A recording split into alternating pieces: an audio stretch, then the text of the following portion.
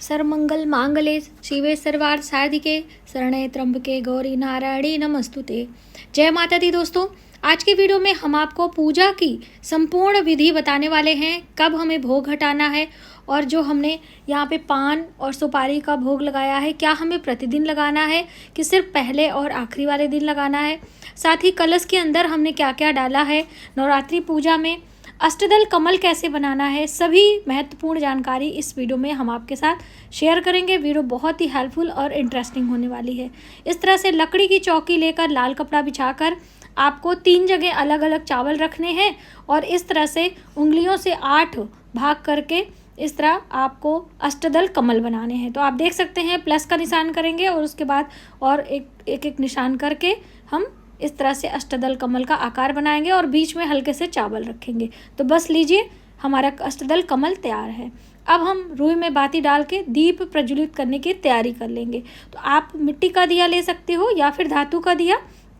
आपको दिया यहीं पे रखे रहने देना, इसी में आपको बाती वगैरह लगा के घी प्रज्वलित करना है। और यहाँ पर हम कलश लगा रहे हैं। तो कलश के गले में मौली बांधी हुई है। अब इसमें हम जल डालेंगे, ठीक है। अब इसके अंदर क्या विशेष सामग्री डालनी है वो भी आप समझ लीजिए। तो हमने यहाँ पे कपूर डालना है।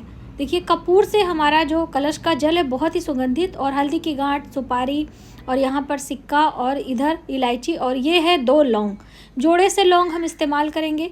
अब इसके ऊपर हम लगाएंगे अशोक के पत्ते। हमने अशोक के पत्ते लगाए हैं, आप आम के पत्ते या फिर पान के पत्ते कुछ भी लगा सकते। इसके ऊपर रखना है पूर्ण पात्र, चावल से भरा पात्र रखेंगे। उसके ऊपर हम एक श्रीफल यानी पानी वाला नारियल लेंगे। उसके ऊपर हम लाल कपड़ा या फिर मौली के धागे बांध कर रखेंगे।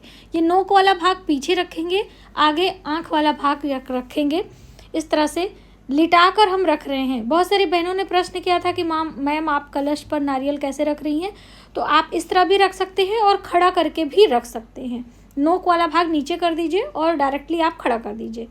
पान के पत्तों पर और जो अशोक के पत्ते हैं उन पर हम टीका चंदन करेंगे, हल्दी से, कुमकुम से, और कलश पर भी टीका चंदन करेंगे। हमारा कलश सजा हुआ है इसलिए हमने इसमें स्वस्तिक नहीं बनाया है। आप प्लेन है तो आप स्वस्तिक बना सकते हैं। तो बस इस तरह से सभी चीज़ों पर टीका चंदन करते हुए हम बीच में भगवान गणेश की स्थापना करेंगे। तो एक सुपारी पर हमने मौली के धागे लपेटकर सुपारी को ढक दिया है और चावल के ऊपर आसन देते हुए विराजमान किया है। अब बीचों बीच में माता दुर्गा की स्थापना करेंगे, यानी माँ दुर्गा का प्रतिमा रखेंगे। बहुत सारे कह रहे थे कि मैम हमारी धातु की प्रतिमा है, चांदी की, पीतल की, तो वो भी आप रख सकते हो, ठीक है। अब देख लेते हैं कि जवारे कैसे लगाने हैं। एक मिट्टी का पात्र हमने लिया है, उसको भी हमने रात भर पानी में भिगो कर रखा था। अब उसमें थोड़े से बालू लेकर हम यहाँ पर बालू को गीला कर देंगे। और आपने देखा होगा कि जब पहली बार मिट्टी के बर्तन में पानी डाला जाता है तो बहुत सारा पानी वो सोख लेता है। तो इसलिए आप चाहे मिट्टी का कलश इस्तेमाल करें और चाहे मिट्टी का पात्र, इस तरह से उसको 1 दिन पहले पानी में भिगोकर ज़रूर रखें। इस तरह से जवारे डालकर हम इसको मिट्टी में मिक्स करेंगे और माता रानी का जयकारा आपको लगाते रहना है। मिट्टी के पात्र को भी हल्का सा हल्दी कुमकुम का तिलक कर लेना है इस तरह से। अब ये जवारे हमारे यहाँ पे बीजे गए हैं, आपको एक साइड में रख देना है। अगर आपके पास चौकी पर स्थान है तो चौकी पर रख लीजिए, वरना साइड में रख सकते हैं। यहाँ पर एक खाली पात्र हम रखेंगे, जिसे जो भी जल आदि घुमाएंगे इसमें हम जल रख सकें। पानी मतलब चौकी आपकी साफ सुथरा रहेगी।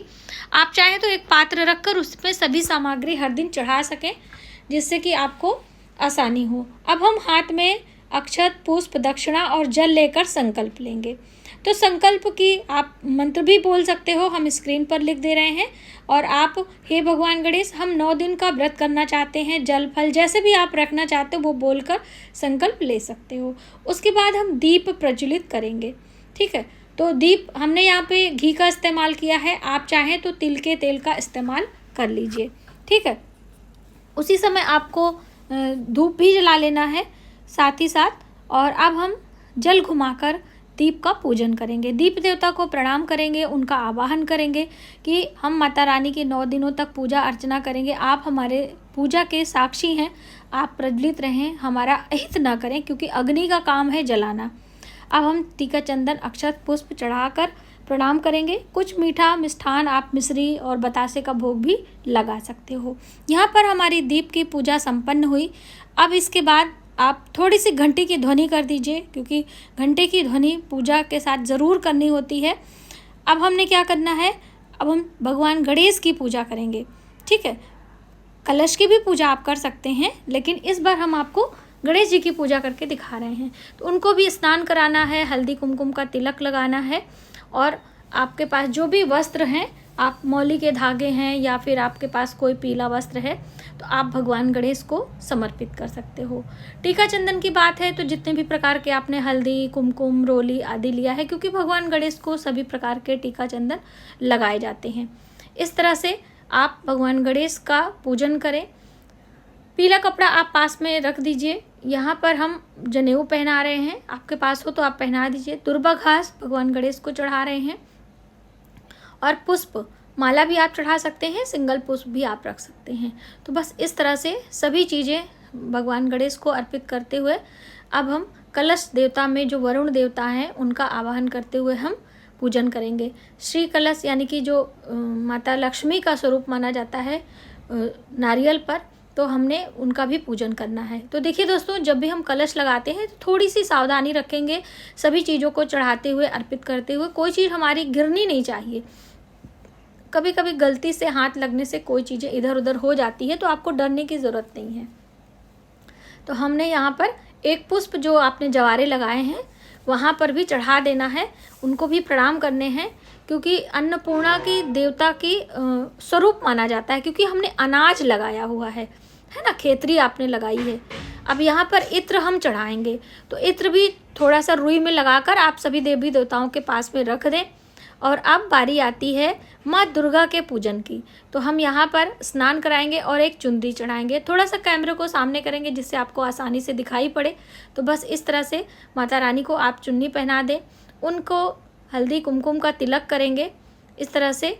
और चुंदरी वगैरह को आपको थोड़ा सा ध्यान से रखना है, अग्नि वगैरह से दूर रखें, नहीं कोई बहनों की चुंदरी वगैरह जल जाती है। और यहाँ पर हम सिंदूर लगा रहे हैं।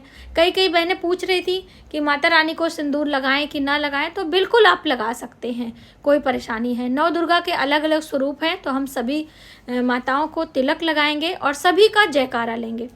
जयकारा शेरवाली का। और सबसे पहले प्रथम पूज्य देवी शैलपुत्री हैं, ब्रह्मचारिणी हैं, चंद्रघंटा है, कुष्मांडा है, स्कंद माता हैं, कालरात्रि हैं, कात्यायनी है। इस तरह से 9 अलग अलग देवियों का नाम आप लेते रहिए और पूजन करते रहिए। यहाँ पे हम पुष्प अर्पित कर रहे हैं चरणों में। आपके पास माला पुष्प जो भी है, माँ रानी को आप इस तरह से सजा दीजिए। चुंदरी को थोड़ा सा हम साइड में करते हैं। देखिए, अग्नि से हमेशा दूर रखना है ये सब चीज़ें। और रुई में हम थोड़ा सा इत्र लगाकर देवी माता को समर्पित करेंगे। यहाँ पर हम मूंग का अक्षत चढ़ा रहे हैं। दोस्तों, माँ दुर्गा को बुध ग्रह से जोड़कर देखा जाता है लाल किताब के अनुसार।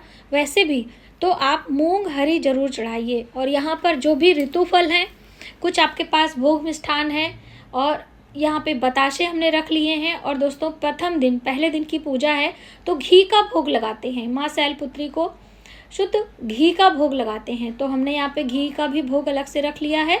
ये देखिए, ये सारे भोग आप सामने ही रखें और जल घुमाकर देवी माता से हम निवेदन करेंगे। घंटे की ध्वनि करेंगे, हाथों से ध्वनि करेंगे। इस तरह से निवेदन की भावना से आप सभी चीज़ों को चढ़ाकर माता रानी से प्रार्थना करें। जो भी हमने चढ़ाया उसे आप ग्रहण करें। उसके बाद हम श्रृंगार की चीज़ें चढ़ाएंगे। बिंदी, चूड़ी, मेहंदी, आलता, जो भी आपके पास है आप उनके चरणों में रख दें। देखिए, अगर आपके पास नहीं है तो परेशान ना हो, दूसरे दिन भी आप चढ़ा सकते हैं, अष्टमी को भी आप चढ़ा सकते हैं।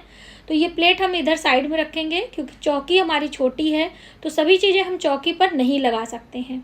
अब बारी आती है तांबूल की। तो यहाँ पर पान लिया है मैंने, और लौंग, इलायची, सुपारी भगवान गणेश के लिए और माँ दुर्गा के लिए, और साथ ही मैंने दक्षिणा भी रख दिया है। ठीक है, तो ये हमने एक पात्र में रखा है अलग अलग। देखिए, पात्र में रखने से क्या होता है कि आपको हटाने में सुविधा होगी, आपकी चीज़ों को इधर उधर कोई दिक्कत नहीं होगी। और दीपक का ध्यान हमें अवश्य रखना है। हमने यहाँ पे इसका कवर लगा दिया है। अर्गला स्त्रोत का पाठ कर सकते हैं। तो ये है अर्गला स्त्रोत। और ओम जयंती मंगला काली भद्रकाली कपालिनी दुर्गा क्षमा शिवा धात्री स्वाहा स्वधा नमस्तुते। इस तरह से आपको पूरा अर्गला स्तोत्र पढ़ना चाहिए। और फिर इसमें है सिद्ध कुंजिका स्तोत्र। सिद्ध कुंजिका स्तोत्र बहुत ही शुभ होता है, जैसे कि पूरे दुर्गा सप्तशती की कुंजी मानी जाती है, तो ये आप पढ़ सकते हैं। ठीक है, हम आपको थोड़ा सा पढ़ के सुनाएंगे। इसमें संस्कृत और हिंदी दोनों में लिखा गया है और इसमें भगवान शिव माता पार्वती से इस श्लोक का, इस सिद्ध कुंजिका स्तोत्र का वर्णन करते हैं। ठीक है, तो ये है मंत्र है ओम ऐं ह्रीं क्लीं चामुंडाय विच्चे ओम ग्लौं हुं क्लीं जूं सः ज्वालय ज्वालय ज्वल ज्वल प्रज्वल प्रज्वल ऐं ह्रीं क्लीं चामुंडाय विच्चे ज्वल हं सं लं छं फट स्वाहा। इस तरह से इस मंत्र को आप रुद्राक्ष की माला से 108 बारी जप भी कर सकते हैं। या आपसे ये नहीं होता है तो आप यहाँ पर ये दुर्गा जी के 32 नाम हैं, तो आप वो भी पढ़ सकते हो।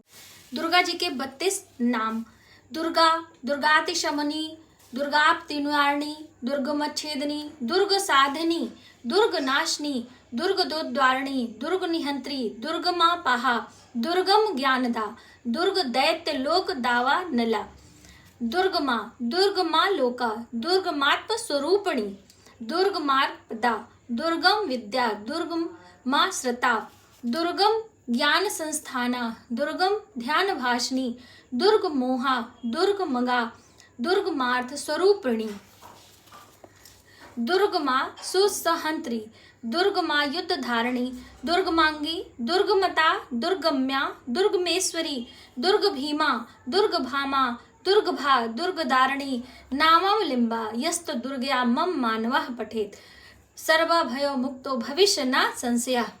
माँ दुर्गा के 32 नामों का जप जो मानव करता है उसे अपने भविष्य की चिंता करने की जरूरत नहीं है, माता दुर्गा उसका कल्याण करती हैं। तो बस इस तरह से आप दुर्गा जी के 32 नाम को जप करें। उसके बाद दुर्गा जी की आरती है, तो ओम जय अम्बे गौरी ये वाली आरती करेंगे। आप आज्ञारी भी कर सकते हैं, जैसे कि जो मैंने सूक्ष्म पूजा वाली वीडियो है उसमें आज्ञारी करके बताया है, तो आप वो भी कर सकते हैं। तो आइए चलिए माँ दुर्गा की हम आरती करते हैं। मंत्रों का जप और जो भी पाठ आप करना है उसके बाद हमें आरती करना चाहिए। आरती हमें हर दिन करना है, सुबह और शाम दोनों समय आरती करनी होती है।